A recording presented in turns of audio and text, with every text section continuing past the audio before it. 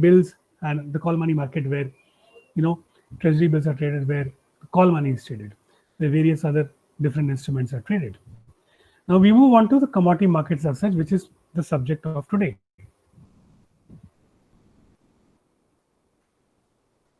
So first of all,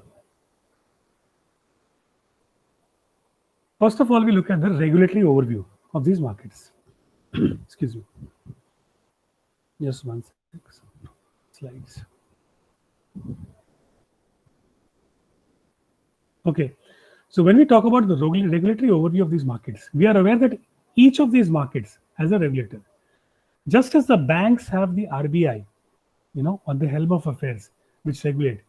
Here, in the markets, in the commodity markets, just as the stock exchanges and the commodity exchanges, we have the SEBI, which is the Securities and Exchange Board of India, which comes under the Ministry of Finance. And at the helm of affairs, we have SEBI, and the regulations which govern SEBI are SCRA, Securities Contract Regulation Act, and SEC regulations.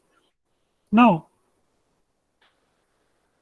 the next, when we talk about the regulatory overview, the second in line is the stock exchanges. Now, every exchange, when it presents or when it allows trading to happen, for any instrument as such, be it stocks, be it commodities, be it other instruments such as interest rates, be it currencies, any exchange which allows it is known as the stock exchange. By virtue of the change in the Securities Act, the word commodities is part of securities as well now. So all the commodity markets or commodity exchanges are also stock exchanges where commodities are traded. So the second level regulator, of course, is the commodity derivatives, or I would say is the stock exchanges. And we're talking about stock exchange, we are also talking about commodity derivatives. These stock exchanges they have their own business rules, bylaws, and circulars based on which they govern the markets.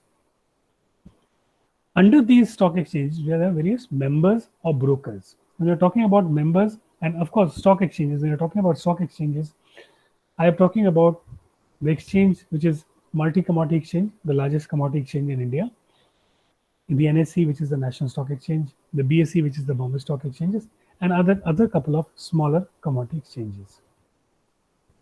Under the stock exchanges, there are members. When you're talking about members, you're talking about brokers.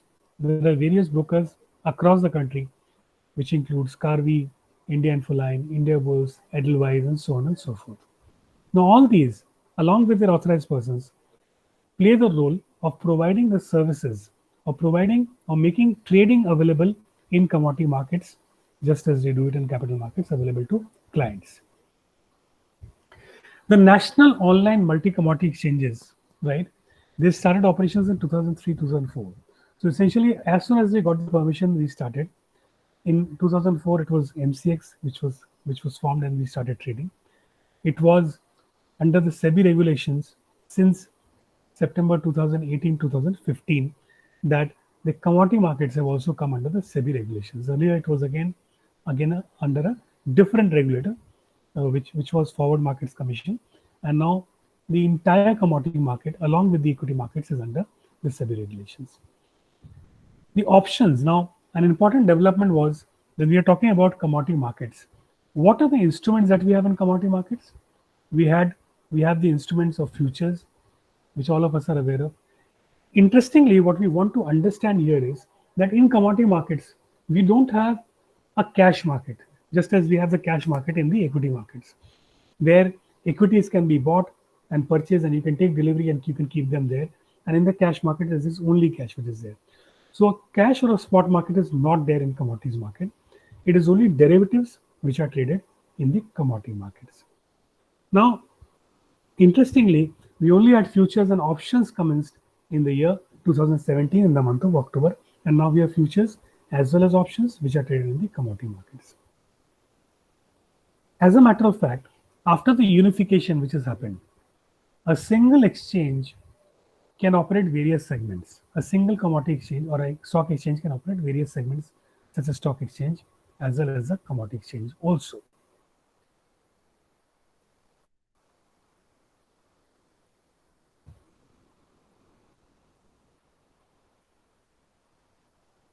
Let us understand when we are talking about commodities as such, we are talking about commodity ecosystem.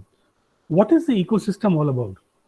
Who all are part of this commodity ecosystem? Now, in this commodity ecosystem, it is not only the investors or traders who are part of this commodity markets.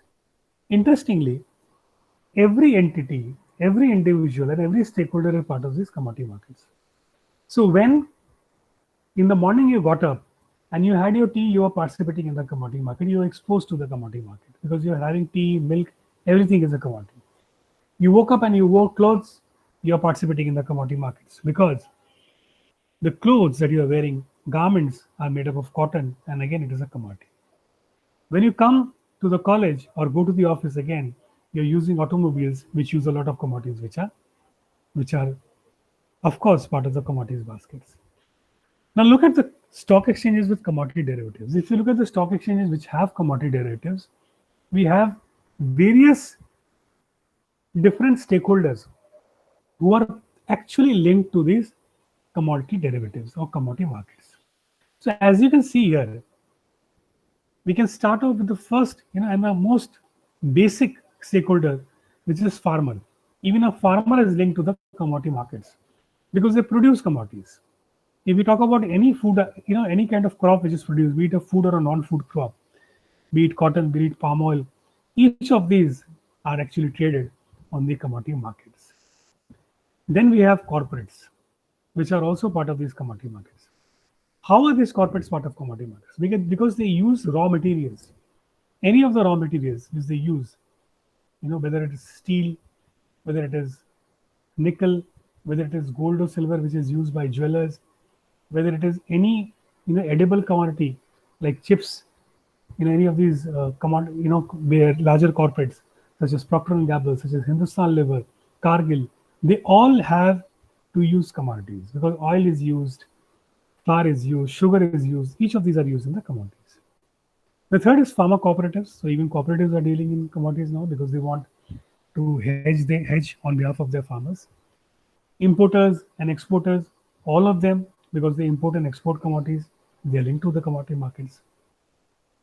Processors who actually buy commodities or take commodities as raw materials and then process it and sell it forward to the other stakeholders, they are also part of the commodity markets. Then you have traders who trade in these markets, either buy a commodity and sell it, or they process it and sell it. So most of the traders are ideally the ones who are wholesalers or traders who buy commodities, stock them, and then sell them in retail. There are also markets, there are also players who get orders from their clients and then acquire the commodities in bulk, 1 ton, 2 ton, 3 ton. It can be anything. It can be steel, it can be sugar, it can be any of these pulses. They acquire the same and supply it to these markets. Then you have, of course, wholesalers and also the government, because even the government has a lot of schemes where they are participating in the commodity markets also. Which are the commodity futures which are traded in these markets? Which are the active commodity futures in India? So as I was mentioning, as of now, in India, in these markets, we have commodity derivatives which are traded in these markets. When we are talking about derivatives as such, we are talking about what exactly is a derivative? A derivative is a contract which is based on the underlying. So if we have gold, which is underlying commodity, derivatives is commodity futures, which is the gold futures. Now, are you aware of what futures are? Each of these, I'm asking any one of them can comment. No, sir. Can you explain? Okay, that's what I was asking. So what exactly is we mean by, first of all, we talk about derivatives. So derivatives are contracts which are based on the underlying. So futures is again a derivative contract. So if the derivative is gold, in such a scenario, the futures contract of gold is a derivative of gold. It is the same contract of gold that you buy, but you are able to buy it for a future date. In the sense that sitting today, in the month of September, you can buy a gold futures contract for the month of October, November, or December also. So let's say you buy a futures contract of December. What you are doing is you have the right to, once you buy it for the month of gold, you have you are able to actually, you have the right to take delivery of that particular commodity in the month of December. So right now, can you take delivery? No, because the contract which is available for trading in this market today is October. If somebody has their microphone on, can you put the microphone off, please? No, RM. Somebody has a microphone off. Please put it on mute. Yeah. So Yes, sir. Please continue, sir. okay. So now when you're talking about the derivatives contract, let's say when you're talking about a futures contract, it is the right to buy or sell a commodity with a future date in mind. So standing today, you can buy a commodity, you can buy a gold contract for the month of November, also the month of December. You can sell a contract for the month of November or the month of December also. The biggest advantage here is that a futures contract has a specific period for which it is available, and it has a specific date for which you are buying. So if you are buying a December contract, now in the month of December, you have the contract which is available. You have already bought a contract and you have a position in the contract. Let's say if you buy 1 kg of gold today in the futures contract, and this is you have bought basically a December futures contract. So in December futures, when the December futures start, like today you're in September, and when December starts, you have the right at the end of the contract to take delivery of that amount of gold. The advantage in case of derivatives is, or in case of futures is, you can buy and sell on immediate basis. So if you've taken a buy right now in a December contract, you can sell it immediately today itself. So remember, the delivery can be taken only in the month of December, but you can buy right now, you can sell right now. Let's say if today the contract size or the contract price of gold is 50,000 rupees for 1 kg, right? And you are able to buy right now in the month of December, you will be able to sell the same contract anytime. Within the next 1 minute, you can sell it, right? And today, right now, if the price is 50,000 and you're selling off after 1 hour and the price is 100 rupees more, you're actually gaining a profit of 100 rupees. So what is the benefit of having a December? That you don't have to take delivery now. What is the benefit for different stakeholders? See, I might not be an investor. I might be actually somebody who is participating in the industry. I might be a jeweler. So if I'm buying a future contract of December, I have the opportunity that in December, I have a contract to deliver to my client. And I need to buy my raw material in the month of December. So what I'll do is I book the price right now using this price facility. And when I'll take delivery in the month of December. So that's the reason, that's the biggest benefit of the futures contract, which is available. Which are the active futures which are available now, commodity futures? Anybody aware of which are the commodities which are traded? Well, we can see it here. The first is, of course, which most of us are able to see, is bullion, right?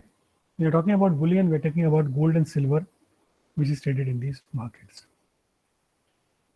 In addition to gold and silver, we also have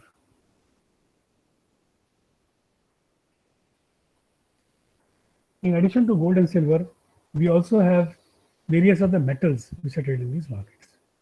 And in these metals, you have aluminum, zinc, copper, lead, brass. These are the commodities which are traded in these markets today. Even steel is there, which is traded in these markets. Additionally, we've talked about base metals and metals. We have an energy basket. In the energy basket, there is crude oil and natural gas, which is traded in these markets. So all these commodities which are traded out here, there are also agricultural commodities which are traded on the exchange. And among these agricultural commodities, you have cotton, you have guar, you have chana, you have soya bean, there is refined soya oil, there is crude palm oil, which is traded on these markets, and even mentha oil, which is traded in these markets. So there are a number of commodities which are listed. Some are traded on MCX, some are traded on the other exchanges as well. So SEBI has notified 91 commodities, out of which, I would say around 30 commodities are traded here by virtue of the fact that the commodities can be traded only and only, when you have liquidity where commodities trading can happen. If liquidity is not available, in that case, the trading cannot happen in the commodities. In this context here, I would like to ask you, for everybody, who all would be participating. And it would be great if you can answer me. In this market, who do you feel will be a good participant or who will be participating in these markets? Is it the investor? Is it somebody from the industry? Is it the trader? Who are the different stakeholders? See, we already discussed here, right? So there is no guess anymore that everybody is part of this industry, right? Even the basic investor who invests in these markets is part of these markets. The trader who trades in commodities is part of these markets. The industry participants who actually take delivery and give delivery, who take delivery of raw materials for the industry are also part of these markets as well. Now, bigger advantage here is we understand the key stakeholders in these markets. So if we divide categorically, there are two key stakeholders. The first is the non-commercial stakeholders, which are investors. And these investors, I mean the traders and investors who trade to make profits in these markets. The second is the commercial participants. And these participants are the participants who are actually part of the industry. So they might be manufacturers, they might be traders, they might be people who are processors, for that matter, even farmers. Why are they coming to these markets? They're coming to these markets to ensure that they're able to get, they're able to hedge themselves against the commodity price risk. Now, tell me one thing. This is a question. What exactly, according to you, is a commodity price risk? Everybody. Any guesses from people?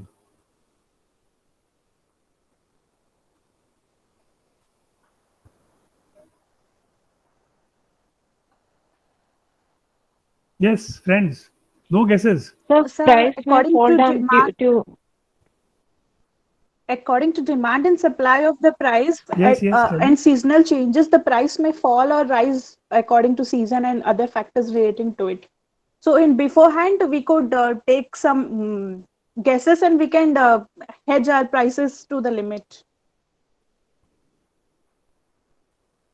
Absolutely. That is extremely important. Yes. Anybody else was saying something? yes, welcome due to to share. external factor, price may rise or price may fall. So if price is means declining, then it will be a problem for who is taking delivery in future. So if he is already paid. Right. Right. So key, you're talking about, now let us understand the two sides of the coin, two sides of the demand cycle and the supply cycle. In the cycle, in the commodity market cycle, let us understand you can be part of the demand side or the supply side, right?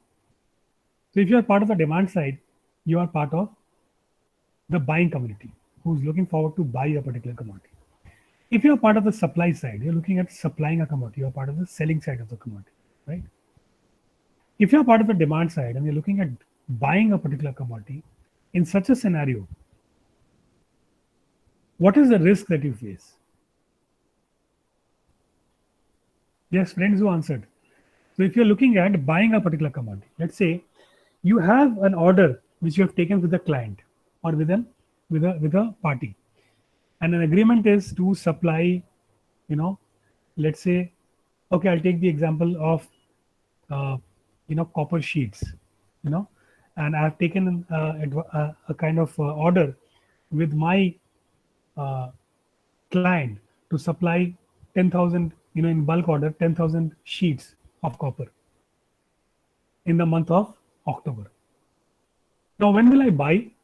And let's say the time required to process these sheets, is 15 days, right? And I'm supposed to deliver in the end of October. When will I buy it? Will I buy it now? Yes, sir. In mid of September, we can buy it so that it will take time to come into our manufacturing center and process it and make it ready for delivery. Right. But what I'll always do is that we'll use the just-in-time mechanism. And what do you mean by just-in-time? Is so that you buy it exactly when it is required, and you don't, you're not spending money on carriage cost. Sir, the purpose of just in time is to make the work efficiently and effectively, where there should be proper utilization of the product, right? Absolutely correct. So what I will do is that if 15 days is the timeline which is required for processing, and if I have to deliver in the end of, let's say, 30th of October or 31st of October, what exactly I'll be doing is I'll buy it in the first or second week of October, so that I don't have to spend money and block my capital. I don't have to, spend money on the carriage cost or on the cost of storage. And thirdly, I yet have time to manufacture. So what I'll do is, today I have agreed to supply 10,000 sheets of copper, to my client. When I'm making a calculation and giving a quotation, the price of copper that I took into account was 200 rupees, because at that particular point of time it was 200 rupees. What is the risk for me as a buyer? When I'm a buyer in the market, what is the risk for me? And the price may go Sir, high you have- and our cost price may increase for Absolutely. the product. Right. So the cost price of my raw material might increase. And what happens if my cost price of my raw material increases? So we may, Sir, if the people won't buy. cost is more high, then we may suffer loss if we have already quoted the price for selling. Right. So I might lose away my entire profit margin, right? Because I have basically entered into a fixed price contract. It can be a fixed price contract, it can be a variable price contract. Most of the contracts that we undergo in these markets are fixed price contracts. Sir, mostly we have to see the competition of the market, right? So like Jio, Reliance Jio is now the topmost position in the market and no one can beat it. Right. And one of the major factors here is cost. So here what happens is that if I take a decision to, supply him, and the cost factor I've taken into account is 200 rupees. Is there a guarantee that the cost of the sheet, the price of the copper will remain the same in the month of October? No. And if it increases by 10 rupees, which is very normal, it might increase by 20, 25 rupees or 50 rupees. What happens when it increases to 25 rupees? When I actually go and buy it at that time from the market, I am actually buying a higher price and losing out my entire profit margins. What is the option that I have available here? So this is the risk. See, okay. So on one angle, on one side, we have time. On one side, we have uncertainty. The price is increasing, and there are various scenarios. Now, let us forget this chart for a minute and let us try to understand what is happening here. If I am basically I am buying it, if the price increases to 20 rupees, 220 rupees, and my profit itself is 20 rupees, I lose my entire margin, right? Here, in such a scenario, any value chain, anybody who is part of the value chain, whether it's a producer, whether it is a processor or trader, whether it is a consumer, for them the price makes a lot of difference, right? And producer and manufacturer of any value chain, right? And as it mentioned, a commodity stakeholder at today is not aware of what the price might be in the future. And as mentioned here, that there could be a favorable or unfavorable scenario in the time unknown, that is in future. So hence it is imperative to hedge, right? And it is imperative to actually lock in at a desired and current price. So what exactly is the option available? The option available is you can actually hedge yourself. How are you able to hedge yourself in these markets? You are able to hedge yourself by buying in the market right now. So look at what happens now, and guess what happens now is that you can buy, if you have October copper futures available today, right? What do? You can buy, if today is the price of 200 rupees in the spot market for copper, right? You have taken into account this price. You go to the screen, you go to the October contract on the screen, you push a buy button, and if you require, let's say, I take an example that you require 1 ton of copper, which is 1000 kgs of copper, right? What you do exactly is you immediately buy that 1 ton of copper. There, that is one contract, right? On the price of 401, 402, whatever it is available, 1 or 2 rupees here or there, right? Or maybe 1 rupee down, and you buy it.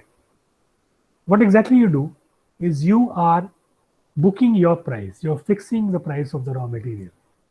You get my point? What exactly you do is you're fixing the price of the raw material. Now, you will not take delivery here. You might not take delivery from MCX. That's absolutely fine.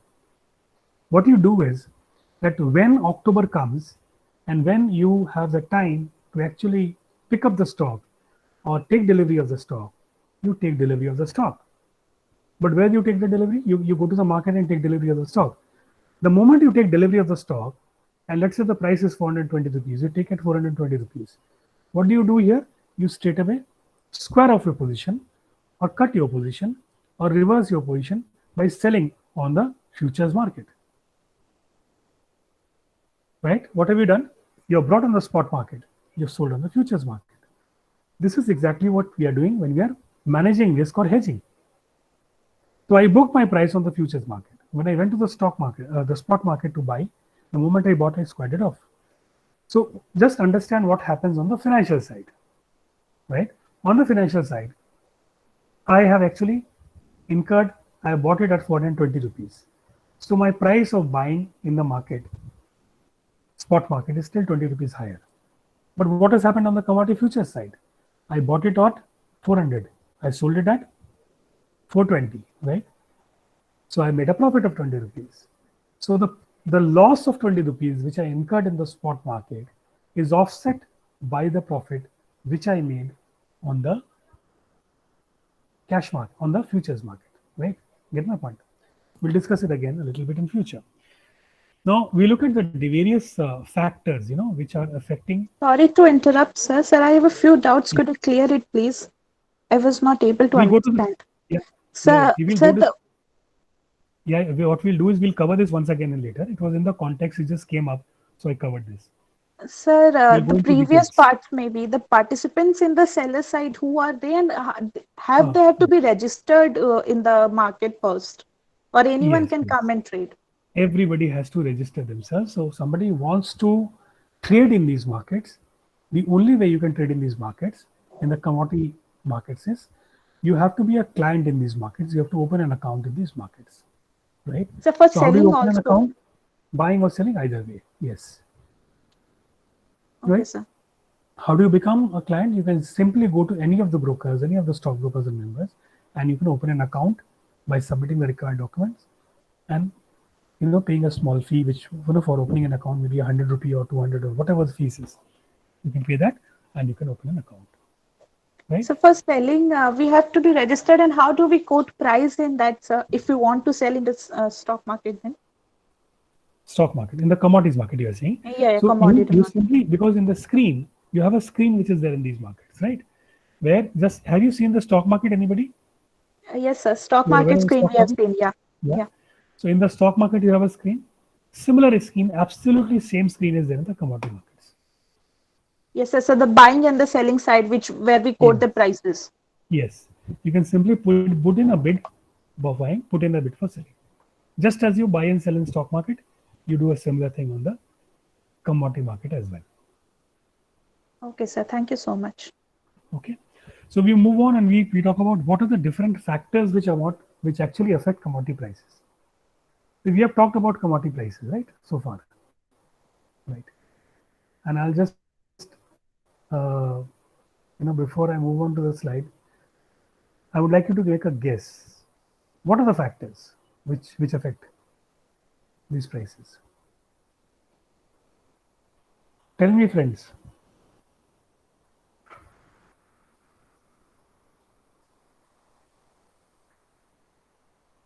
How does the price of commodities market change, or on what factors does it depend? Sir, it varies from commodities to commodities, maybe. Sir, for agricultural products, Yeah. it might be the rain or the seasonal factors which affect the production of the crops or something. And sir, in other cases like gold and other metal, maybe the prices rolling in the international markets might affect it. Yes, absolutely right. Absolutely right. So I think there are only one or two people who are replying, right? The others are participating or not? I hope the others are not getting bored. Are the others there? No, sir. Yes, sir. So are you, if you are feeling anything where you want to speak out, you want to say something, please do. The reason why I'm asking questions is I want you to be engaged, right, and not get bored. So anybody else, any other questions, any other, guesses? What are the different factors which affect the prices? The time, money, Okay. Time, money, yes, time does affect. Money, no. Because how is it that commodity prices are affected? Okay, I was just wanting you to guess. When I ask you to guess, there is nothing like a wrong and a right answer. You're putting forward your guess, and that Sir, is the best thing sir, you're putting forward. Yes, please. yes, sir. It could be a huge demand on a particular commodity. If there is a huge demand and there is a supply of that particular thing as a commodity is not there, so that could Yes, affect the price also. absolutely, absolutely. Okay, absolutely correct. No doubts about it. That is a very important factor, which is demand and supply. And according to me, the most important factor which affects the prices of commodities is demand and supply. Just give me 1 second. Okay, so what is the most important factor, as I was mentioning, was demand and supply, right? For any commodity as such in the world, if the demand of a particular commodity is high and the supply is restricted, what will happen to the prices?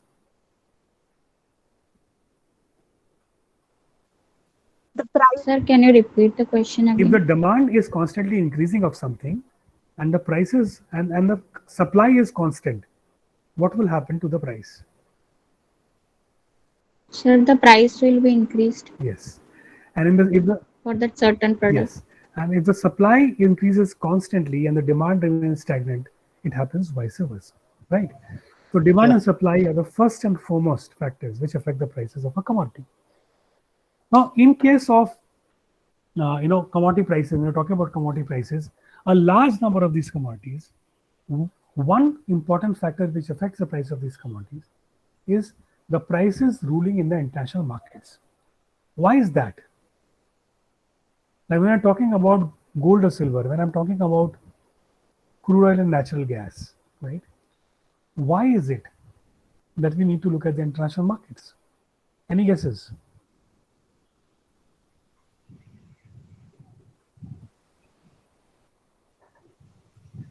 Sir, one factor could be, Because of the demand and supply.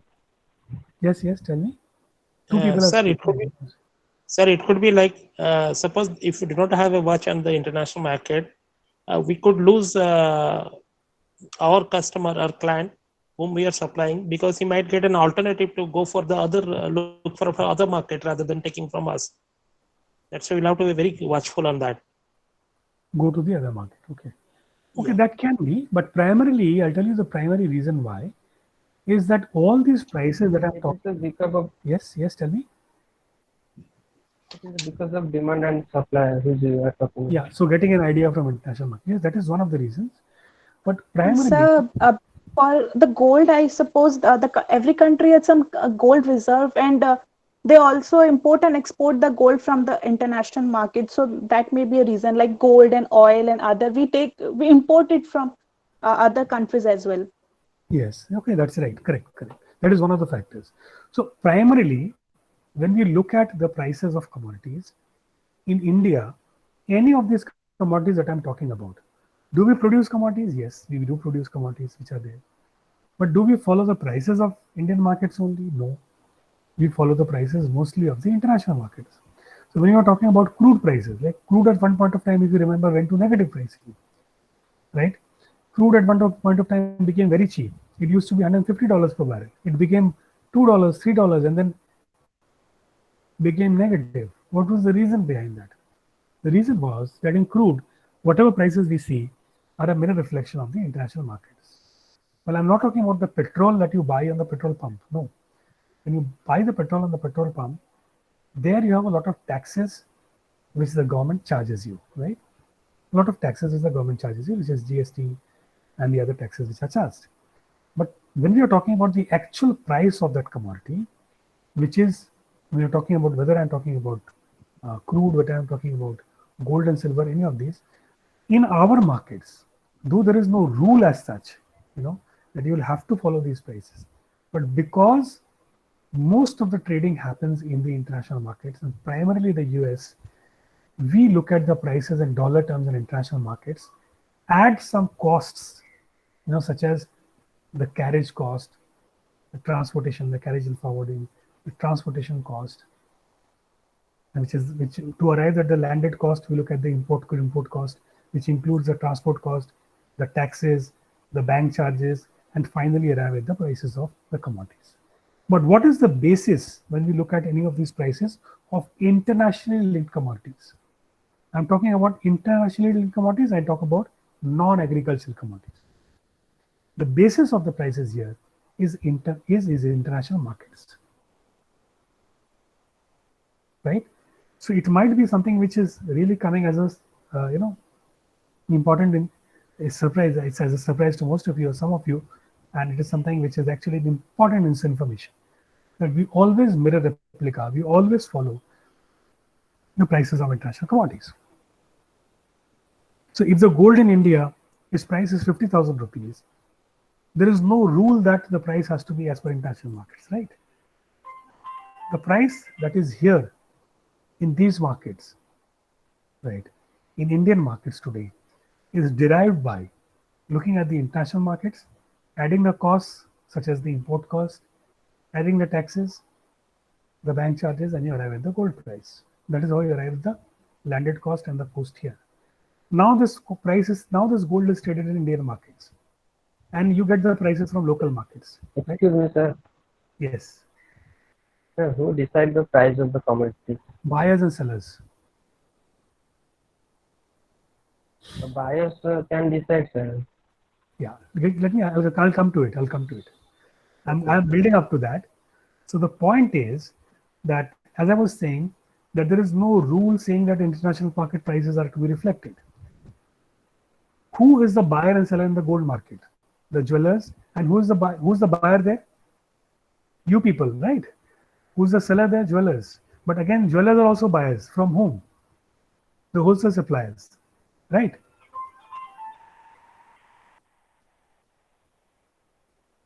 The jewelers are also buyers from wholesale suppliers. Now, in our case, what happens here is that in case of commodity derivatives, when looking about commodity markets or commodity derivatives in India, when you are buying and selling on the screen, right? If anybody decides the price on screen, what decides the price on screen is the buyers and sellers of the market. No regulator, no government, no industry decides the price on the screen. So on the screen, if 1,000 people are putting a bid to buy gold at 50,100, and if 1 lakh people start buying at 1 rupee lower, 2,000 people start buying at 2 rupees, 10 rupees lower, the price dips down. So who is deciding the price? Buyers and sellers. Yes.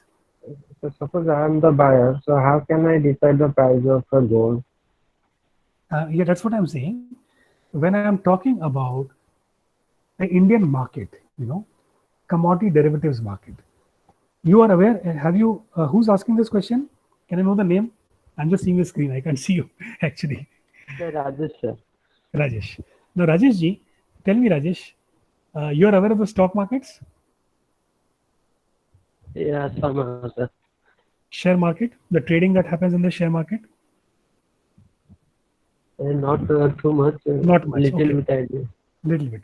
So forget the jewelry market as of now. Forget the Indian, normal commodity market where you are going out to buy, going out to sell, right? Look at the screen prices of any particular commodity. Okay, understand one thing, Rajesh. If there are 1,000 people, let's say you go to a mandi. You go to a mandi and you want to buy something, Okay.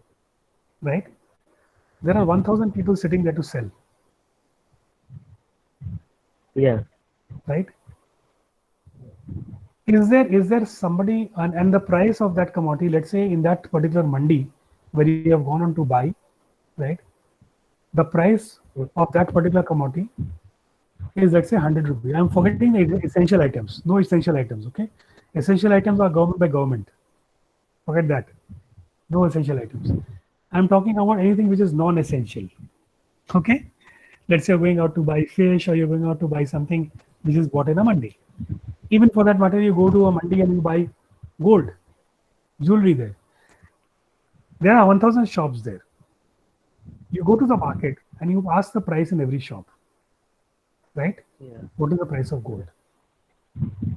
Most of the times that you find, the prices people will offer you will be more or less the same. When you go to different shops to buy a same commodity, what happens? Does everybody offer you different prices, or mostly the prices are same? Mostly the prices are same. Right. So is it that somebody decides? For essential commodities, yes. For dal, rice, sugar, forget that. But for any other commodity, no. Who decides? The buyers and sellers. Why? Because if 10 people start selling automatically, if somebody is selling gold at, let's say, 50,000 rupees for 10 gram, if somebody starts selling 49,900, who will go and buy? Who will go to and buy to? I mean, who will people go to and buy? 100 rupees lower one? The one who is buying, who is selling 100 rupees lower, right? Yes or no? We decide the shop, sir, but we can decide the price, sir. I think. I'm coming to that. You give me the answer that I'm asking you, Rajesh. If you have the opportunity, somebody is offering you 100 rupees lower, where will you go? 100 rupees lower, sir. 100 rupees lower. If everybody starts going there, what will the rest of the shops do? I think if their price maybe a little bit high. No. If you are a shop owner there and you see everybody is going there because somebody is offering 10 rupees lower, what will you do? Will you continue selling at the same price, or you will reduce your price by 10 rupees? It's a question again, sir. So probably reduce. Yeah. Do you have a choice? Let's say if there are 100 shops in a place, right? 10 shops are selling at 10 rupees lower the price. The entire crowd of buyers is going there. You also have the shop. What will you do? Will you continue to have that same price, or will you reduce the price so that some buyers come to you also? Sir, I think reduce we the reduce price. some price. Does everybody agree to that? Yes, sir. Excellent. Sir, to create a stable market, I think So there who should decides? be. So it was basically the buyer momentum which was deciding the price there. Right? Get my point there? Rajesh, do you understand what I'm saying? Yes, sir. Yes, sir. You are not left with any choice. If the buyer doesn't come to you, you don't have a choice. We have to go to the other seller, sir. We can decide our price separately. Yes. Now, who decides? Now, let's say in a market there are 100 sellers, right? All of them decide that if we sell it less than, if we are selling something for 100 rupees, we will say, okay, 2 rupees here or then, 1 rupee you can take it extra, 1 rupee you can charge less. But anybody cannot go below 1 because that is a minimum price, right? So do you have a choice to go somewhere and get a lower price? No. So it is basically decided by the buyers and sellers in the market. Nobody tells you, there is no stipulation of the government saying that the price cannot be this much for a valuable item like gold, for an item like copper, for an item like, any of these items. So who decides the prices? Generally, or specifically, it is the market which decides the prices, right? So now, except for essential items, of course, the commodity. So number one is most important. You have to look at the ruling prices in the international markets. So if you're talking about MCX or any other, commodity derivatives market, you look at the gold Sir, price. sorry to interrupt. I have a question regarding this. I'll just Sir, give a suggestion. Let us keep yes. after I complete one particular part, I'll ask you any questions and then you can put forward. Okay. So here I'm coming to this factor when I'm saying that what are the different factors which affect the price. The first is international markets, because majority of these products are produced in the international markets. If you look at gold, we produce very little gold in India. Look at oil, most of our oil is imported, crude oil. If you look at any other product, most of the products, metals which we take is imported. So yes, and international markets are the hubs. So prices ruling in international markets, the first important factor besides the demand supply is the prices ruling in international markets. Second is the forex rates, because we are looking at imported prices. Therefore, if the price of rupee dollar increases, the price of this particular commodity automatically increases, right? Because you have to give more rupee to buy the same price, same product if it is imported, right? Third is a geopolitical factor, which I mentioned. And we're talking about a geopolitical factor is, let's say somewhere a strike happens, somewhere some emergency happens, for a particular country. And in such a scenario, everything, the prices keep increasing. So when there was There is a COVID civil. problem, If there is a war, Yes, there is a war, there is an there earthquake. is a trade dispute, and there is a war, border dispute, Yes, like recently yes. it happened. Yes, trade dispute. So any of these are geopolitical factors and event risks which are there, right? Again, it's policy, government policy and regulations. So government policy and regulations, if the government automatically decides that they will charge, put extra tariffs on a particular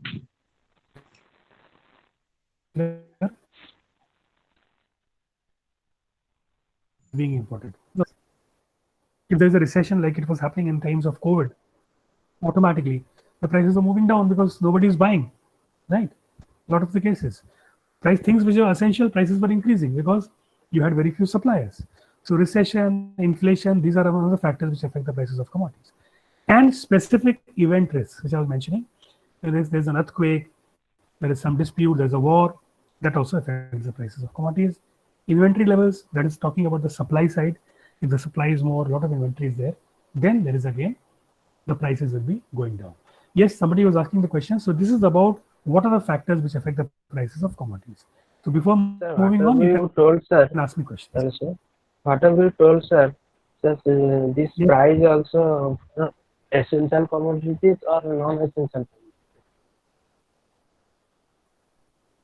Essential I'm talking about non-essential. Essential is fixed by the government, no?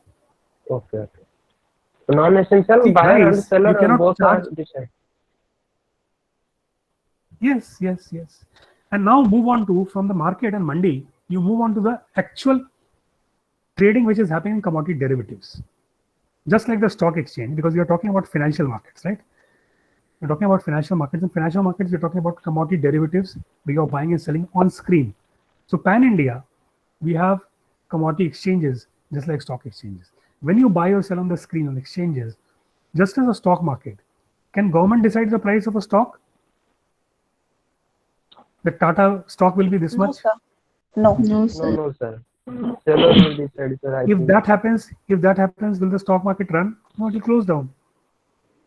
Similarly, in case of a commodity market, commodity exchange, the reason why it is open to the entire country for buying and selling is so that you are able to buy or sell at any particular price. You can put in your bid to buy. If somebody wants to sell, they will sell it on you at that price. Nobody wants to sell, that's fine. Your bid will remain. So if somebody can decide the price on screen, what will happen? Then the market will not exist.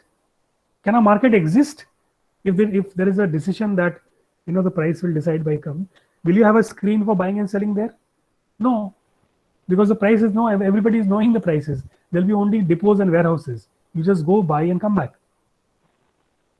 You're getting my point, what I'm saying, everybody? Yes, sir. Yes, sir. Sir, in the gold market, we hear the prices are increased and decreased in daily basis. Is this because of the market, a screen market in where people deal in gold commodity?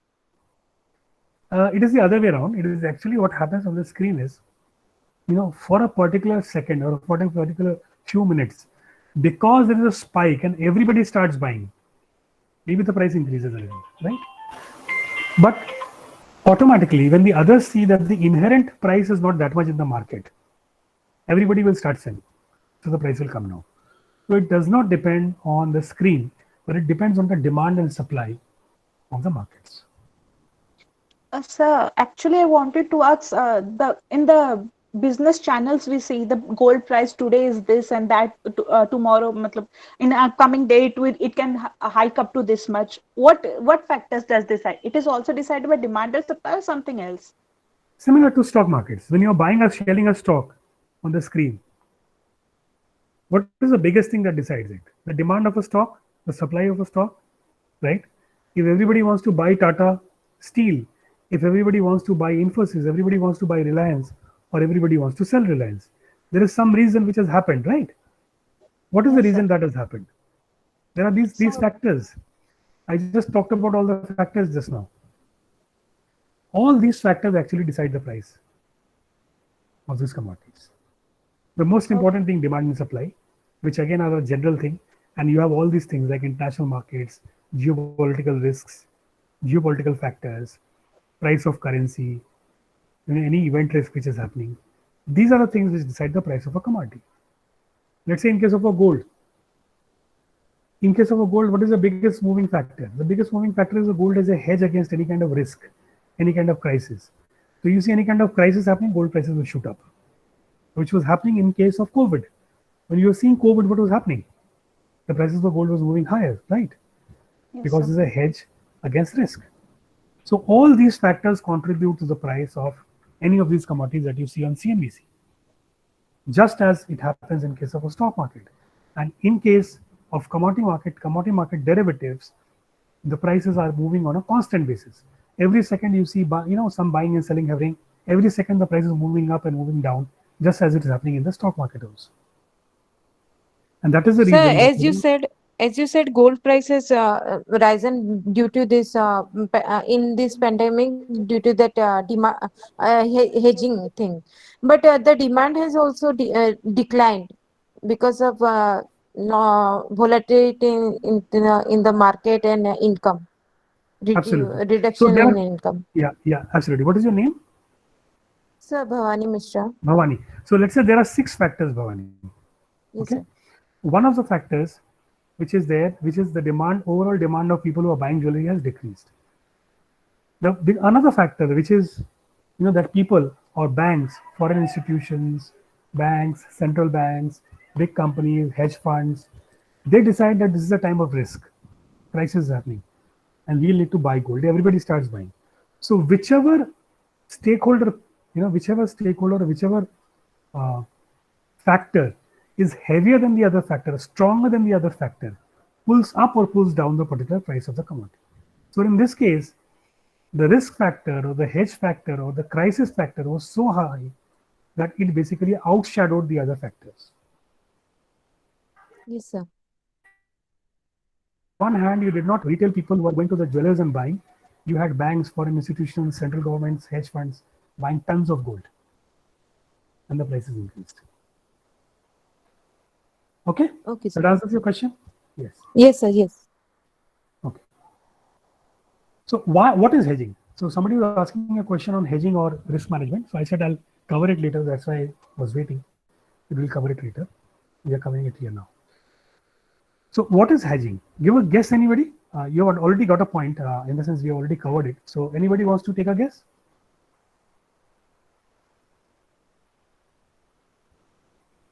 To reduce our Hedging risk, means I think walls. Sorry.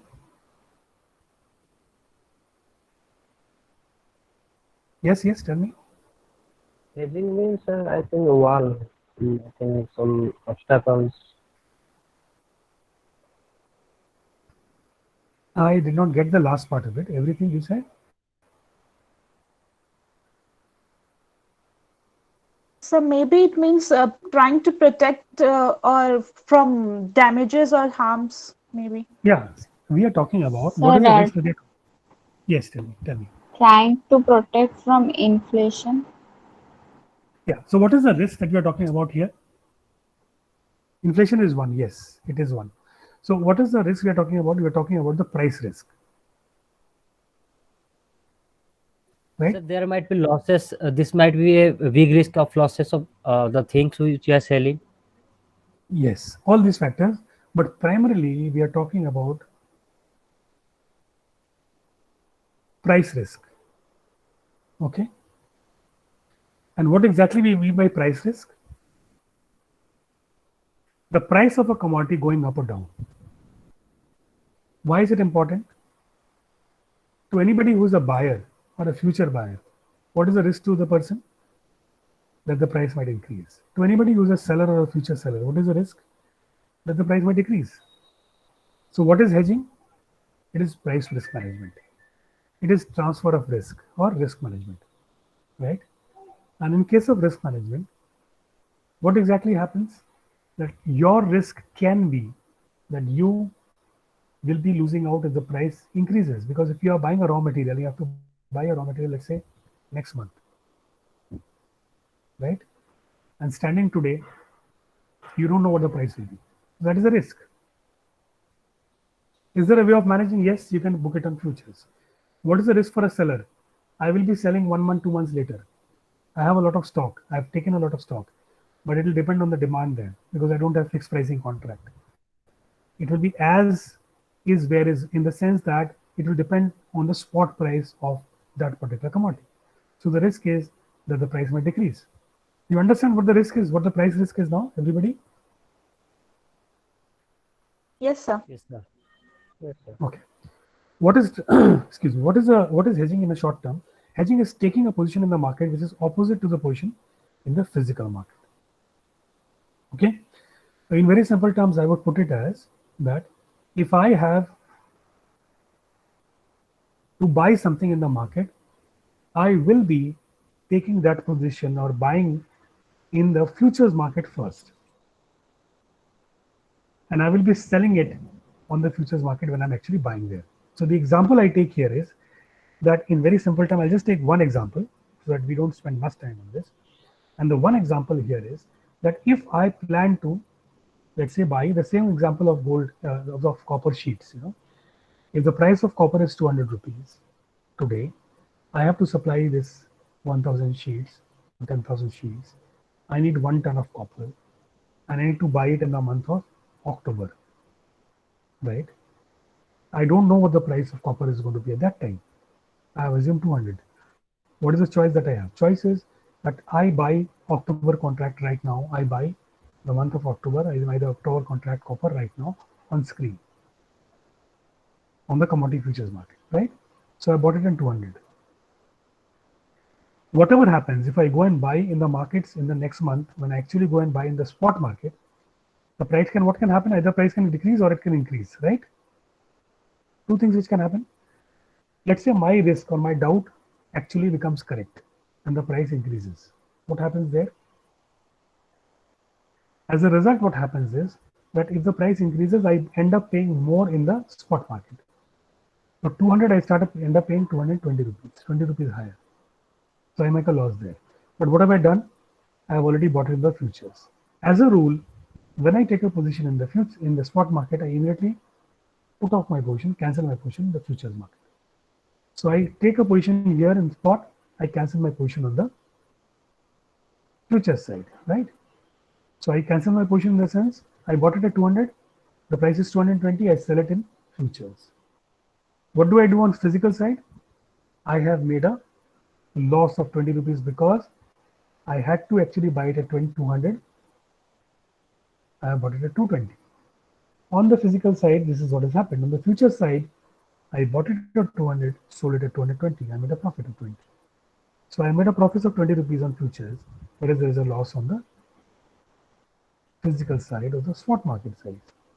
So my 20 rupee loss on the spot market is taken care of by the 20 rupees profit which I make on the future. Do you understand the example?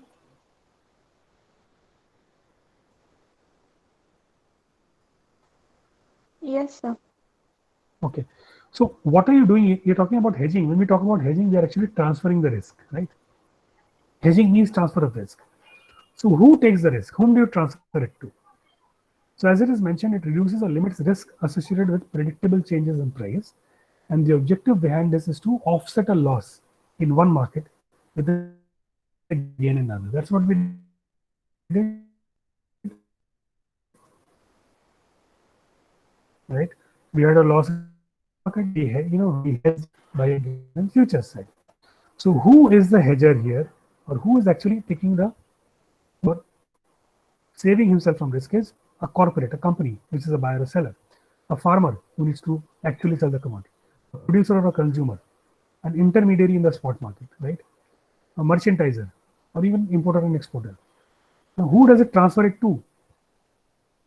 They transfer it to this category, who are traders, investors, arbitragers, mutual funds, these category. Why? Because these people are constantly buying and selling. They don't have any physical interest in the commodity. They are pure market players, traders, speculators, and investors like stock market players and investors. They're only bothered about price, profit, and loss. Keep buying, selling, keep buying, selling. So at the same time, when these guys bought and sold, who sold? When these guys bought, who sold? They sold. When they bought, they sold. When they sold, who bought it? They bought it. So this is how the risk is being transferred, right? This is called transfer of risk, though they are not directly taking the risk. But what we mean is that they are able to only, hedge in the market because these people are existing. If there were no speculators in the market, if there were no investors and traders in the market, and I go to the market to buy, who will be there to sell? Everybody wants to buy, right? So there will be nobody to sell. So that is what happens exactly in this case.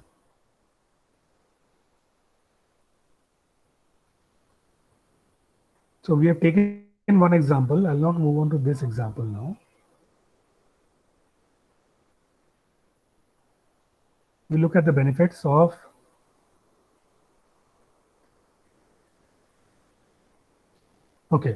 benefits of the hedging platform, right?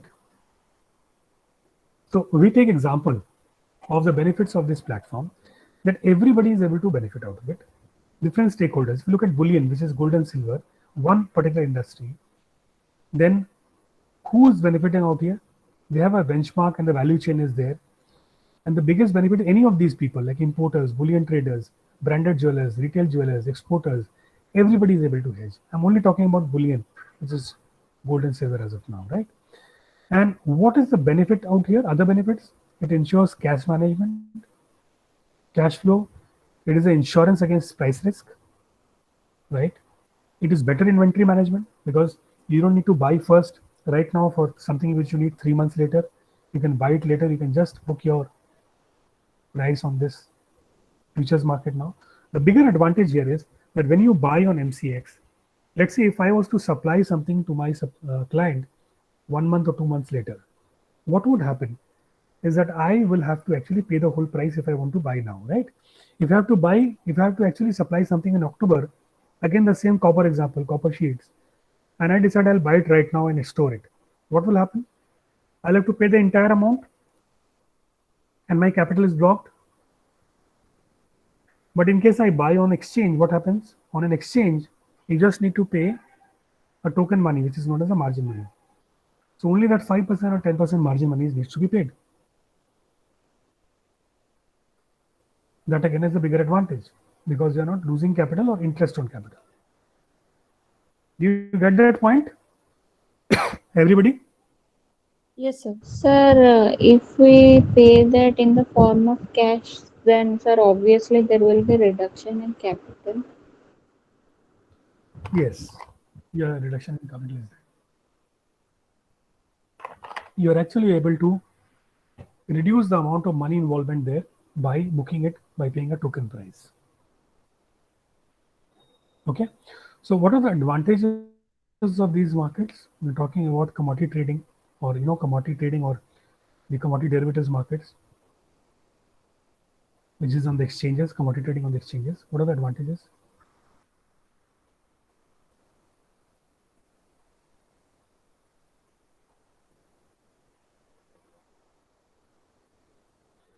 The advantages, what are the different features or advantages? First is there is leverage. Leverage means I have to pay only 5% or 10%, I can trade on that, right? There is liquidity, which is there in the markets, so anybody can buy and sell. Diversification, so somebody who's an investor, for him or her, the biggest advantage is that instead of putting all the money in the stock market or fixed deposit, or any other market, they put some money in the commodities as well, which is diversification. If I'm an investor, I will not put all my money in fixed deposits. I will not put all my money into stock markets, but I will partly put some of it in different baskets so that in one market, if that particular market does not do well, I still do well because in another market, I'm making profits, right? That's an advantage. So it gives you diversification. Then comes inflation hedge. As somebody mentioned just now, there are a lot of commodities which are a hedge against inflation. So for that matter, gold is a hedge against inflation, right? And it is used as a hedge against inflation. Because when you keep money in the bank, the purchasing power of money reduces. But if you convert it into a commodity like gold, it actually gives you some appreciation. So it is actually an advantage there. The fifth feature or advantage of commodity exchanges is that there is absolute transparency, right? So lakhs of buyers and sellers on one side, lakhs of buyers and sellers on the other side. It is absolutely available on screen. You put your price or bid there, and the trade happens executed on that particular price. and it does not happen, you can see there are other prices which are lined up.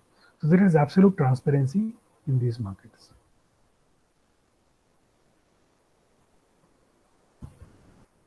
So when we tell the spot market, is there is spot market in the screen market, or we are talking about the physical market present? Physical market, we're talking about the physical market, like mandis, or from the different spot physical markets which are there for copper, zinc, nickel. Go to any of the suppliers, any of the traders in the market, in actual market, and buy. So you're talking about the physical market. So in a commodity market, there are only futures market, no spot market in the screen. On the screen, it's only futures market. Yes, absolutely. Okay, sir. Okay. So now we look at, because we're on the financial side, we're looking at the financial aspects from the perspective of the investors on the stock exchange, on the commodity exchanges. Now you look at as an investor point of view, because a lot of people who are participating on the commodity exchanges are participating as investors in the financial markets. They buy and sell to make profits. And here we look at a kind of scope for diversification. So you can see here one line or one particular chart that you see here is talking about, is representing MCX gold. One particular chart is representing stock market, which is Nifty 50, right? You can see the chart moving entirely different directions, lines moving in different directions, which means that the correlation is not there. They move in different directions, but they're not correlated with each other. Therefore, if you invest some money of yours, if you have 1 lakh rupee and some part is invested in stock market, some part is invested in the commodity market, you are actually diversifying, right? Now, if all of them were moving in the same direction, would it have any benefit of investing in 2 markets?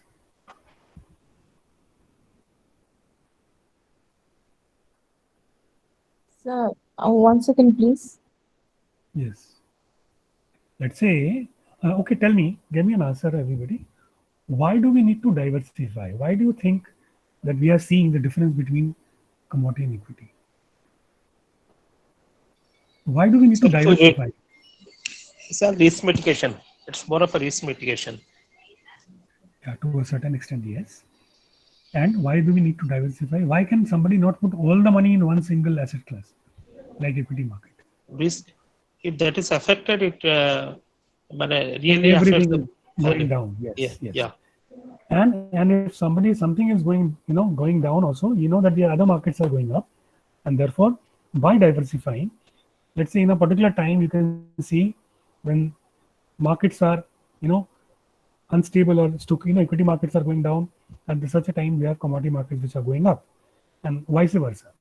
So which means that by diversifying or dividing your investment in different asset classes, you are actually reducing your risk and increasing the chance of prices, right? So when we are talking about commodity derivatives, I would here like to talk about one particular contract as an example for you to understand, how the contract is, or what are the different specifications of the contract, right? So when we talk about a particular commodity derivative contract, we here have various characteristics of a commodity derivative contract. What are the basic features? One important feature is that there is a specific delivery center of that particular contract, right? So I'm taking an example of one commodity, which is gold. In case of gold regular contract, the gold derivative, the delivery center is Ahmedabad, right? And in some cases, that is Mumbai as well. This is an additional delivery center. So one is there is a delivery center. The second is that there is a quotation of for which the price is there. So you see the prices on the screen for gold. That has to be for one specific unit, and the quotation that you see is for 10 grams. Like in case of copper, you see it for 1 kg. So every commodity has a specific quote based on which the prices are there. So quotation for gold is for 10 grams. The lot size, that is how much can you buy and sell on the markets. For a one regular gold contract, larger gold contract is 1 kg, right? And when you are buying or selling, what is the profit or loss movement?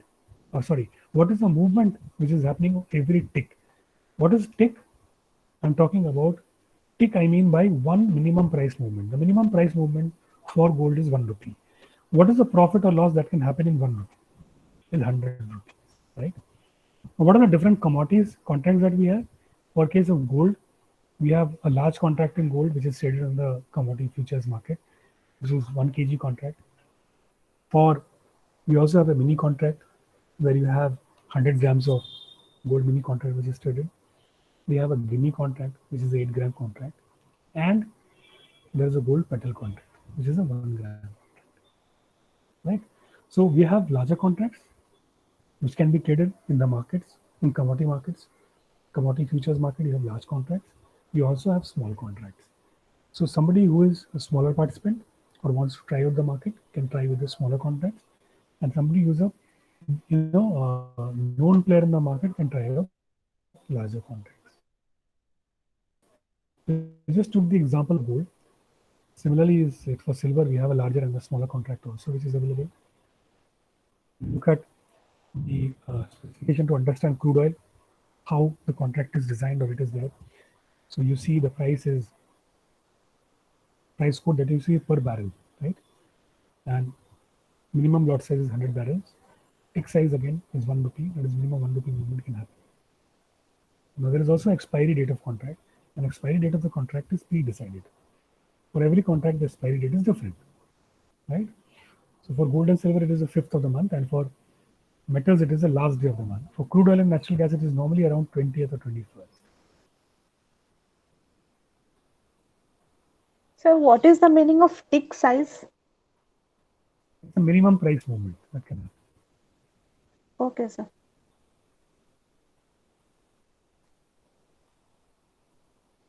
Minimum price movement of that. Okay. Talking about what is the kind of volumes that happen, what is the kind of total turnover that happens in the industry. Today, it's close to around 35 to 40,000 crores single sided, around 80,000 crores trading which happens on a daily basis. Okay? That's happening on the markets. This is an agri commodity snapshot.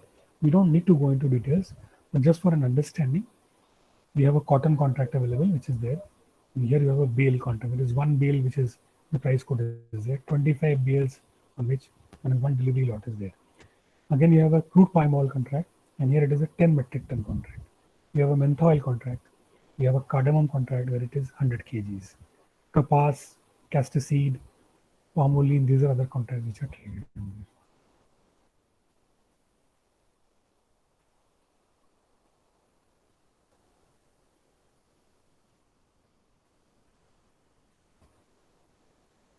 I would just like to mention here for delivery, on the delivery perspective, I would like to mention here, is when we are talking about, the delivery side, in the sense like you have taken a position in commodities and somebody wants to take a delivery.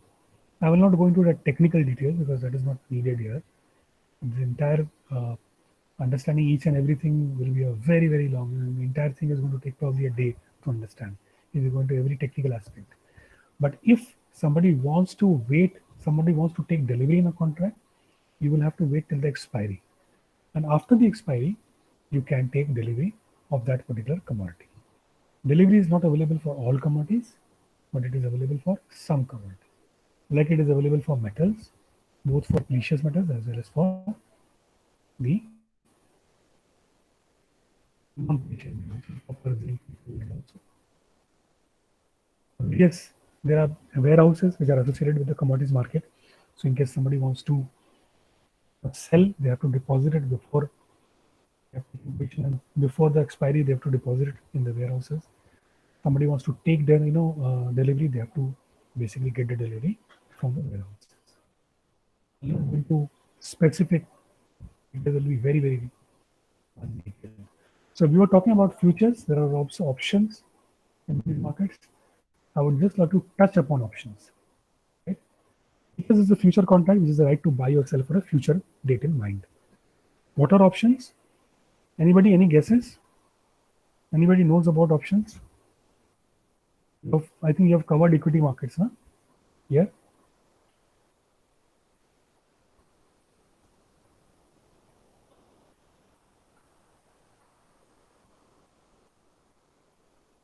Anybody understand the options? No. So I'll just put it in a very simple term. Just as futures is a contract which you buy or sell in a future date in mind, options is a contract where you have a right to buy or a right to sell. So when you are buying options, you're actually not buying the particular contract. You're just buying the right to buy, right?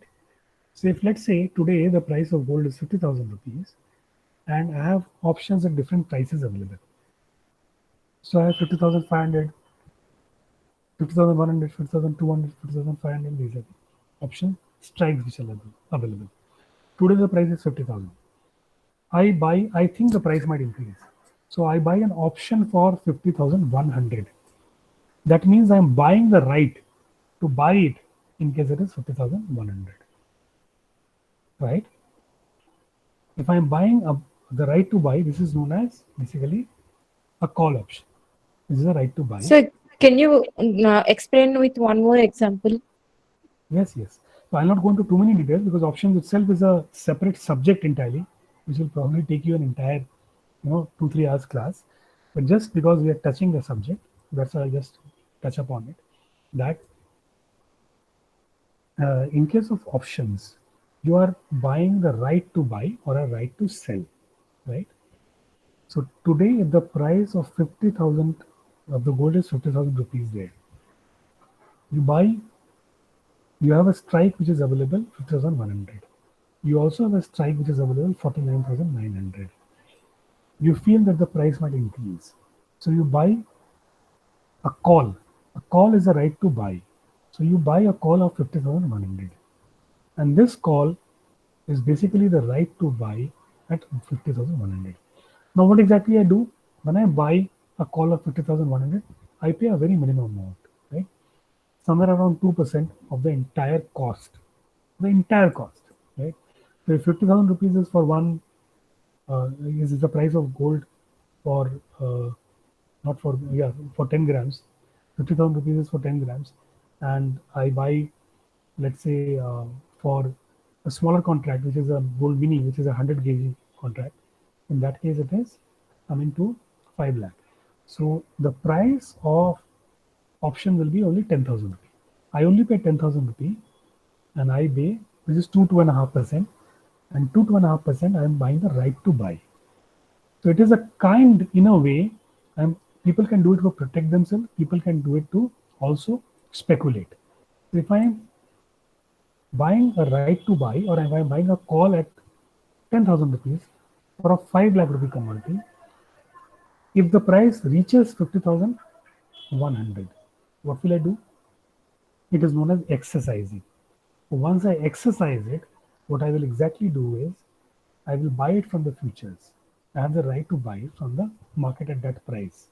So let's say the price today is 50,500, right?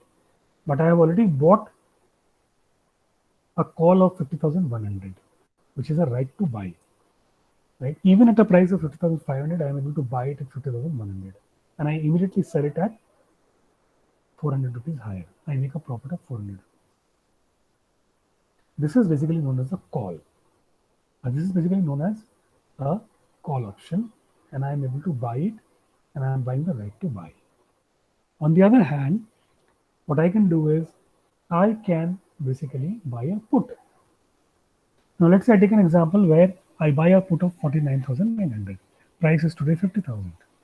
The price decreases to 45,500, 49,500. But after the contract has ended, or when it reaches 49,500, I can still, because I have already bought a put, I can still get the same commodity at the price of 49,900, which is I am basically selling. I have the right to sell, right? So call is the right to buy, put is the right to sell. So my right is the right to sell now. So when I have the right to sell, I can sell it at 49,900. What will happen? I'll immediately buy it at 49,500 and I'll sell it at 49,900. Okay, to make it very simple, if the price of something is 10 rupee now, I can have the right, I can buy the right to buy it at 9, or I can buy the right to sell it at 11. So if the price increases, I have a chance, or I feel that the price will increase, I can buy the right to buy at a lower price. If I feel that the chance of decreasing of the price is there, I will buy the right to sell, so that I can sell it even when the prices are lower. I'll be able to sell at a higher price. Right? In very simple terms, I try to, though it is not part of this particular. That's because it is part of the commodity markets also, but yet options itself is an entirely different subject. So I could be buying. Okay, we already talked about options. Now we have covered more or less all aspects of these commodity markets. We have understood which are the different players who are part of these markets. We have understood which are the different players in these markets, who all can participate in these markets. We have looked at an example of risk management. We can look at an example of somebody who wants to simply buy and sell for making profits, right? And we also have looked at understanding the regulatory mechanism, the regulatory hierarchy of these markets, right? We have understood who all are the different stakeholders who participate in these markets. We've taken an example and understood that how we can hedge our risk in these markets. Now, I have a question for everybody. What, according to you, right? What, according to you, are the benefits, the economic benefits of commodity derivatives?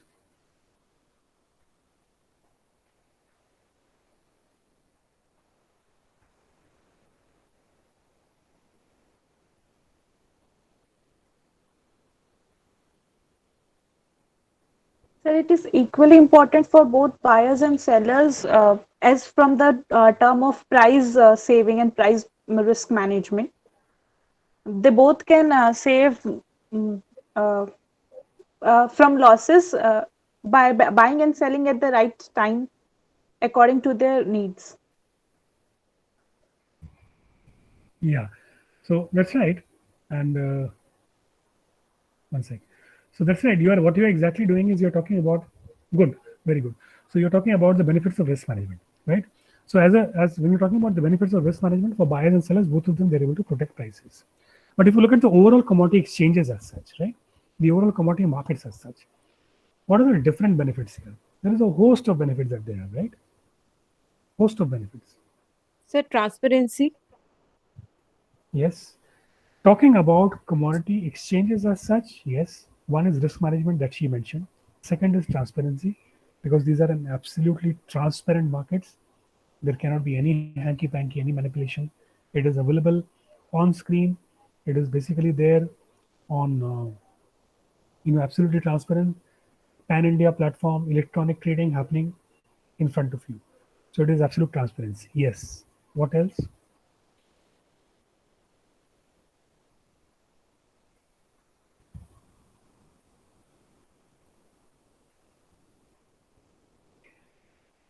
Overall commodity exchanges, if you look at, what are the commercial benefits to the overall benefits to the economy as such? See, looking at the benefits of the economy, it is serving a big purpose for the industry, right? For both the entire value chain, which is the primary producers to the traders to the clients, which is the consumers. So each of these people who are part of each of these value chain partners in the entire value chain, whether it is the producers, whether it is the traders or processors, or it is the end consumers, all of them are actually benefiting in some manner, right? In what manner? See, the buyers or sellers on the primary producer side are able to acquire their raw materials and sell raw materials on these markets. That is one, they can. Second is they can manage the risk there. Third, each of these people can manage the risk. Consumers, traders, even the end clients, they can also manage the risks by hedging on this platform. We've taken the example of hedging already, right? So here we were talking about the benefits to different stakeholders. So one is to the industry. They can buy or sell raw materials. They can do risk management. Second is, if they are able to do risk management, they are able to actually improve upon their profit margins, right? Yeah, Barnali will come to your question. Before that, we are talking about if you're able to do risk management, you're able to reduce the risk, you're able to improve upon the profit margins, right? So that is another purpose which is it serving. It is serving with the purpose of improving upon your profit margins also when you're in industry. The third is it is ensuring price discovery, free and fair price discovery. So as I mentioned that who is dominating the price discovery here? Who is deciding the price? It is not the government. It is not the regulator. It is not the exchange. It is the buyers and sellers who are deciding the prices. Because if you have 1 lakh buyers on one side of a commodity and you have 1 lakh sellers on one side and they put in different bids, trade happens when the prices of the buyer and seller matches on the method of novation. And when this trade happens, that becomes the price or the last traded price of that particular commodity, right? And that is how the price is derived. So it is absolute transparency. So it is free and fair, transparent price discovery mechanism. So price discovery is one of the major functions that this exchange plays. So we talked about the benefits, the economic benefits. Yes, risk management. Yes, price discovery. Buying and selling on the platform. Yes, improving upon profits. Reducing losses, because in case an industry is not able to manage risk, you are making losses. That is third. Fourth, what about employment generation? Doesn't employment generation happen? Yes, sir. But one thing you said that everyone in this line are getting benefit. How the farmers are getting benefit means how they hedge in. How can you explain? Farmers are hedging through their farmer producer organizations. So there are farmer producer organizations where 10, 20, 50 farmers come together and they can even sell their produce.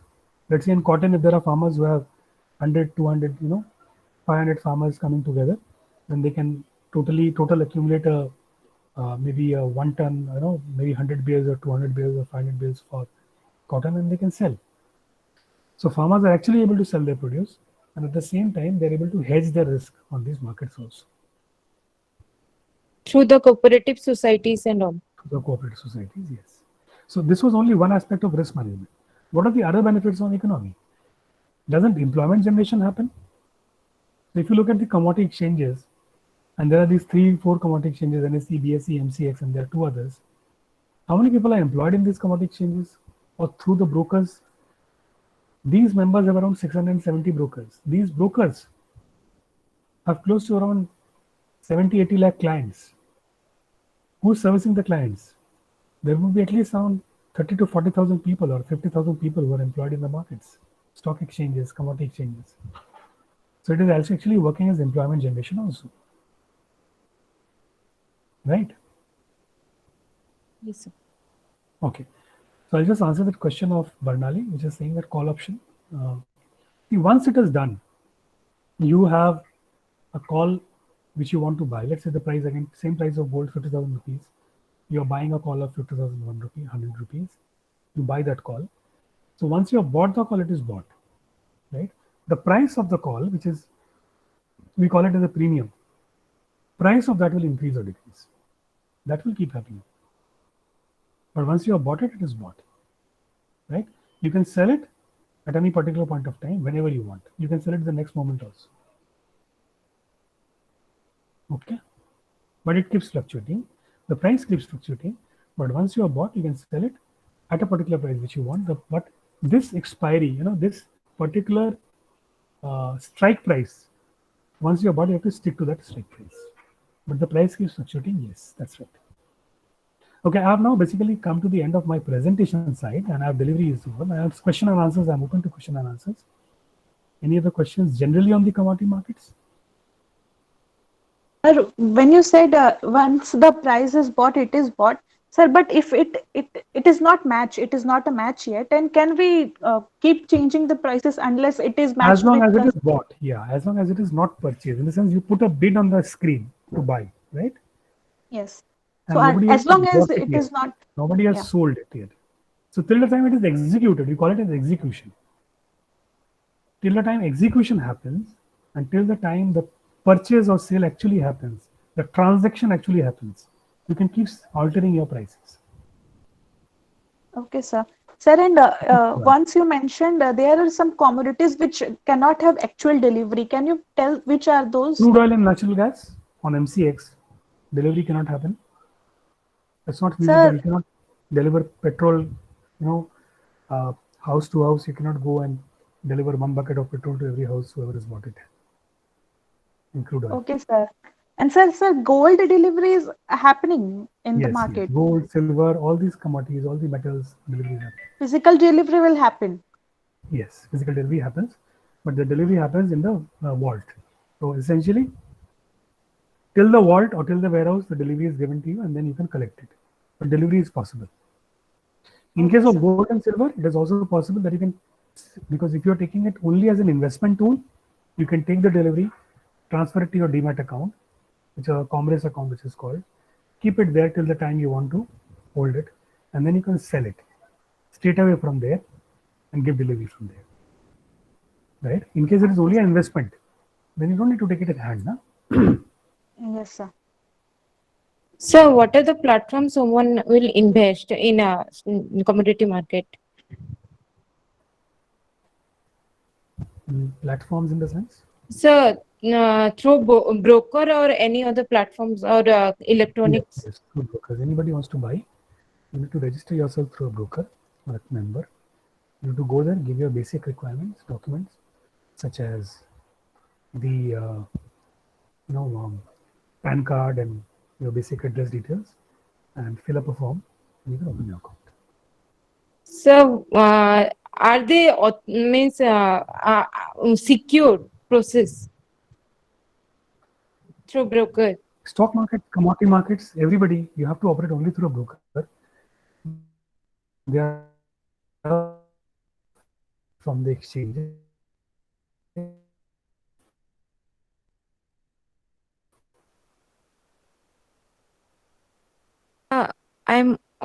We are unable to hear you, sir. You can basically trade through any of the brokers. You have to register and trade through only brokers. Okay, sir. I'm saying you have to trade through the brokers Yes, only. sir. Yes, sir. Okay. Sir, like in stock market, cannot we do it through the individual, from our individual part, like opening a Demat account and doing the trading in the commodity market? Is it not possible? It's the same for stock and commodities. It's the same only. You have to. You will obviously opening your individual part only, individual account only. But even in stock market, you have to go through a broker. You don't have a choice.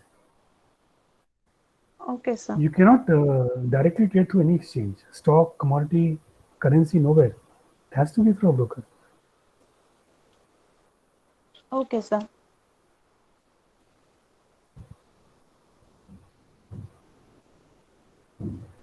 It was wonderful, giving this, taking this presentation and giving you insights on the commodity futures market. I really enjoyed doing that. If there are any questions, they're welcome. I have come to the end of this session. So what would you do? If I was to throw a question to you, that if you have to start working in commodity markets, what will be the right approach? If you have to trade in commodity markets, what will be the right approach?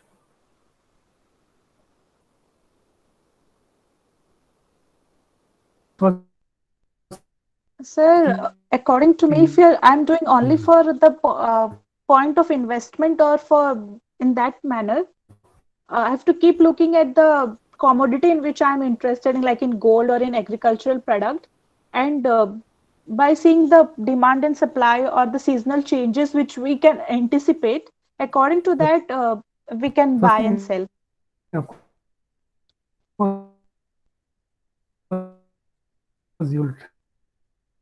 Sir, your voice is breaking. I'm unable to hear you. The standing side won't.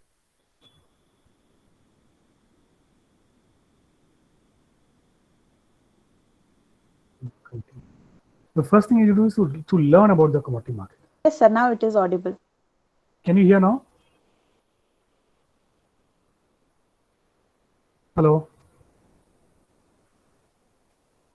Yeah.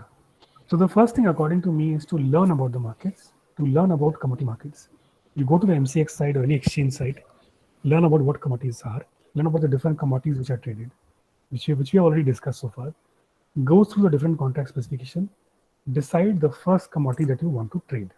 And when somebody trades, what are the different factors that you look at? We have discussed that also. The different factors you need to look at, you'll be looking at those different factors. Filling up a form and of course, settling down, becoming a client, that is one part of the process. And then start off by trading in the smallest contract available. If the smallest contract is a 8-gram contract available, start off trading in that, learn trading, and then upgrade yourself, right? So that is what I wanted to share on commodity side to make it as crisp and as concise as possible. Mr. Panda, if you are there, is Mr. Panda there? Yeah. So if there are any questions, I'm welcome. Otherwise, I have. Well, I think the session has come to a logical ending. Thank you so much for your long deliberation. I'm most grateful to you. So, if I can look into the chat box, there are there is one question from Banali Raut. I don't know whether that is been discussed or not. Question is like, is call option? Oh, that is answered already. Yeah, you already answered?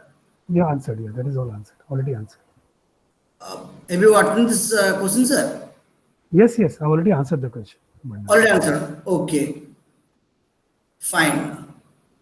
Then I don't see any other question in chat box. So far. So could I expect some of the fantastic questions from this audience? The participants are advised to ask the questions, clarify the doubts from the resource person, the speaker. The good thing about this batch was that they were asking questions in between also. That is a very nice thing they did. So they got clarified. Yeah, any other questions? Khushbu, you have to ask something, you can ask. Sir, not from today's topic. I have a doubt from the stock market actually. Sir, we see the index that Nifty and Sensex, it is going up and down. Sir, how does that work? Could you please explain me if you can, if you want to? Whatever my understanding is there, I'll explain it to you. It's basically the trading happens in the index because the index is comprising of some stocks. So it is Nifty, there is comprising of 50 stocks. They have a weightage based on which the calculation is done and the price of the index is calculated. That is how the price of the index is calculated, and people buy and sell that particular price of the index. So again, the buyer and seller, they decide the price of the index. Similarly, in commodity also, we have started an index, which is a bullion index, the Bulldex, and it is comprising of gold and silver. And people can buy and sell in Bulldesk, which is gold and silver index. You can buy or sell depending upon your requirement, depending upon your intention. Okay, sir. Thank you. Mr. Panda has accidentally moved out, it seems. I mean, he's coming back.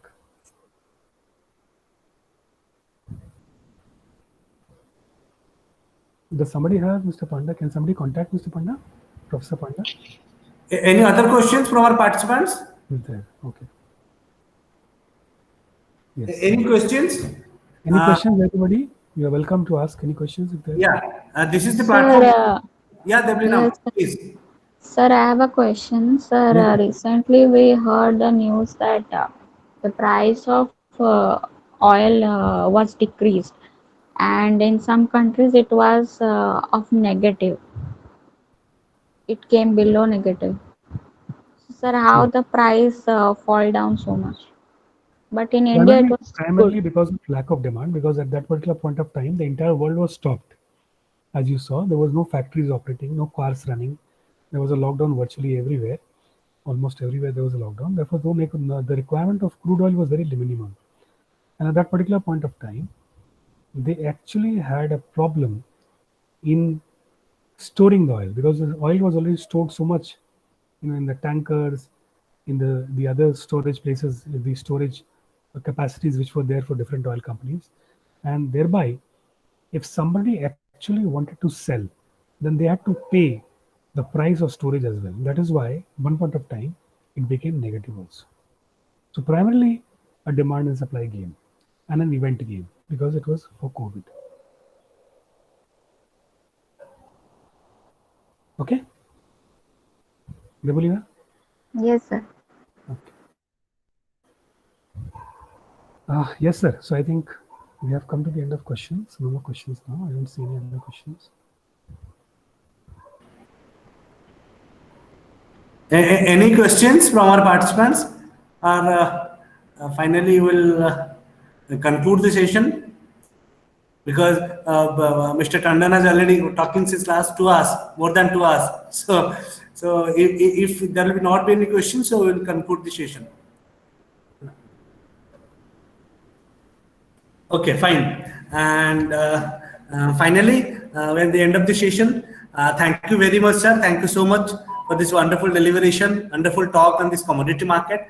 And definitely, I hope our participants have learned many things out of the discussion and deliberations. And thank you so much, sir. From our family, ASBM University, I would like to thank very much, sir. And definitely in future, we'll definitely want to hear you. And definitely we'll be in touch, and definitely we want to hear you in future. And thank you all the participants for your active participation in question answer sessions, patient learning. Thank you everyone. Thank you, sir. Thank you all the participants. Thank you everybody. Thank you so much. And I would like to extend my thanks to the faculty and the organizers of this session also to have this opportunity. Have given me this opportunity. Thank you. Thank you so much, sir.